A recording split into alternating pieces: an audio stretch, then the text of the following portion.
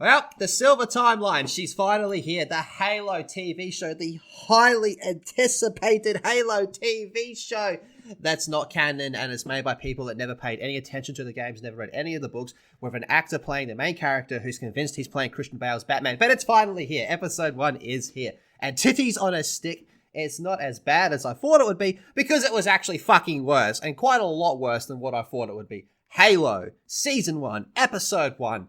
Fucking awful. So let me just paint the scene for you of how this show starts. You know, we start off, we're at a insurrectionist outpost. You know, cool, fine, whatever.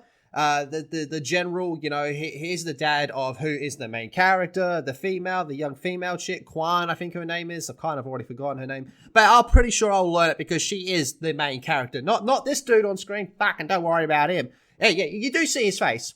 You do see his face. He takes off his helmet, and the way his helmet opens is stupid, and, you know, seeing his face is dumb. But I'm going to touch on that a little bit later.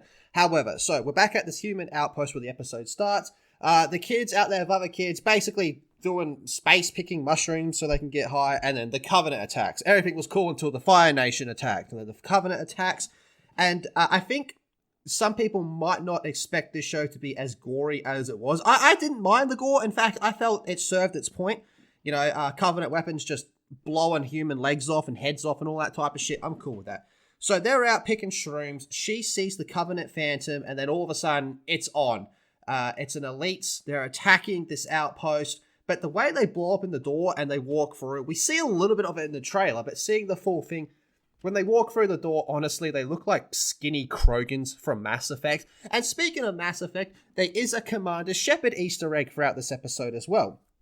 So the elites are attacking this outpost. It's all going to shit. You know, these humans, you know, we're in the year 2000, you know, 500, blah, blah, blah. I'm not going to give you the exact date. You know how I'm going with this. And everyone's still driving around in Chevys that you see on the road every day. Everyone's still got weapons. That's surprisingly modern for a show that's set in the future. Well into the future. But, okay, fine. That's how it goes. And they're getting their absolute asses slaughtered by the elites. And then along come the Spartans to save the day. UNSC Spartans, Master Chief. Sounds like Blue Team, but no. It's Silver Team because of the Silver Timeline. They come down, they do their superhero landing, and they kill all the elites in a big shootout and all that type of stuff. And that covers about the first, I want to say, 15 minutes of the episode. And then from there, it's all fucking downhill. So Master Chief discovers this artifact. I'm going to assume it's a Forerunner artifact in a cave. And when he touches it, he starts to have memories that he's not too sure that are his, but it's basically him as a child with his family because they've completely fucking changed the whole Spartan 2 program in this. Chief doesn't remember who he is. None of the Spartans really know who they are, which is stupid because that robs, in this case, Master Chief John of his entire character. But remember, they said that Chief doesn't have a character. They've done everything they possibly can to make Chief a blank slate in this movie, in this show, and in that regard they have succeeded, but that does not mean it's good. It's not Master Chief. It's Master Chief in name only. It's Halo in name only. It looks like Halo. It sounds like Halo. It's not Halo. It's not Halo. So he touches this artifact and starts to get some of his own memories back, and that starts to send him through a bit of a loop. And then we get a little bit of Dr. Halsey. Honestly, I thought Halsey might have been the best part of this whole episode. She did some very Halsey-like things, but my issue with her is she's way too young.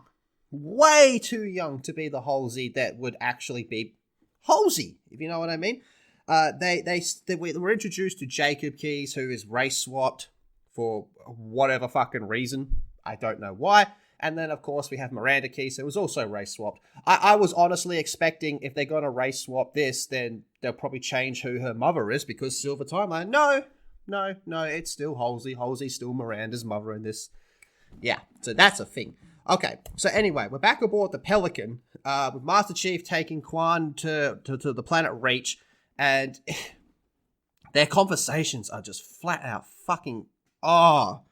everything they could possibly do to paint the UNSC as the bad guys is done in this. I can understand them, you know, coming from the insurrectionist point of view, where the insurrectionists aren't going to be the best friends of the UNSCs, considering, well, I don't know if it's in the Silver Timeline, but in actual Halo, the insurrectionists and UNSC have been at war for a long fucking time before the Covenant attacks. And that's another thing with this as well. It's like, they distinctly mention that the UNSC has been fighting the Covenant for years, but the Covenant is still considered UNSC propaganda to insurrectionists. It's like, okay. If we were in the first year or whatever and you wanted to make that change, I could buy that. But at this stage, no. We've been at this for a few years. I just can't possibly believe that it's still considered propaganda that the Covenant's out there killing humanity. So yeah, Master Chief and Quan, they're having this conversation, and she's like outright like interrogating Master Chief, and Master Chief's kind of like submitting in a weird way, being like, yeah, you're right, maybe I should question things a little bit more. Yeah, you're right, maybe there is more to it than what meets the eye. It's like, yeah, because Chief's character is eviscerated. It's not Chief in this whatsoever. So that's pretty much the bulk of the episode, is all that going back and forth, right? And this goes for an hour, and it feels like an hour. The episode ends with UNSC pretty much turns their back on Chief. They don't like Chief. They want him to kill the girl. He doesn't want to kill the girl, so they decide to take the air out of the Pelican because they can remotely control it from there. It makes you wonder, if they can remotely take away the air, then why can't they just remotely detonate it? Especially if they consider Chief to be a threat by the end of the episode. So anyway, Master Chief lands after all the bullshit that goes down, and they're about to be attacked by the UNSC, and then the artifact activates, and it shuts down all the electricity conveniently to everyone that's out to get them, but powers up their Pelican, and then they can fly off, and Master Chief's off to be the gosh darn greatest space babysitter he could possibly be to Quan. Yeah, that's pretty much the gist of it, but I want to talk about the part where he takes off his helmet. So, Quan comes up behind him with the battle rifle, and she's like, I'm going to kill you. And Chief's like, you can't put a dent in me. Even if you wanted to, you could not physically hurt me. And what does he do in that moment? Takes off his helmet.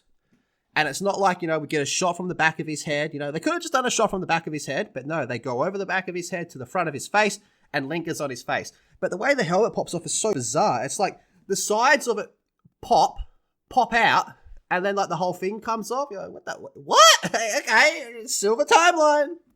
It's fucking munted, in all honesty, man. And the thing with showing Chief's face is like, look, like I've said many times, we have seen Chief's face in other pieces of media, other material, whether it be comic books, the Fall of Reach movie, which the CGI animated movie, it's described in the books as well. So yes, we have seen Chief's face. What people are saying, and myself included, is at this stage of Chief's life and with the Human Covenant War and all that going on, no, we should not see Chief's face. This is, in my opinion, just the actor wanting the clout, wanting to show his face on screen to be like, look, I was Master Chief. But the thing is with that, he was Master Chief in name only. This episode was terrible. Fucking terrible. After the first 15 minutes, it did nothing but drag. Nothing but drag on and on and on with just a lot of boring bullshit. Cortana isn't introduced in this episode yet. She's mentioned by name about how Halsey's got the Cortana program and how Halsey's making a clone of herself or some shit. It's fucking terrible, man. It really is fucking terrible. There's so much to talk about with this, but this would end up being like longer than the episode itself if I wanted to go through everything. But that's why I'm going to be doing a live stream later in the week. We'll be breaking down. I'll be joined by a few others, and we're going to break down this piece of shit episode. But that's my opinion. There's not really a whole lot to like in here. After the first 15 minutes, it drags. Sometimes the spaceships look really cool, like the Phantom. You look at the Phantom, you go, that's definitely a fucking Covenant Phantom. I'm cool with that. Orange HUD, fuck that, go in the bin, which magically turns blue halfway through the episode. But yeah, whatever. But I did not like this. I didn't like this at all. This show should not exist. The idea of a non-canon Halo live-action TV show is... It's peak 2022. But what do you guys think of it? Let me know in the comment section down below. Subscribe, all that good shit, and I'll see you all later. Ta-ta.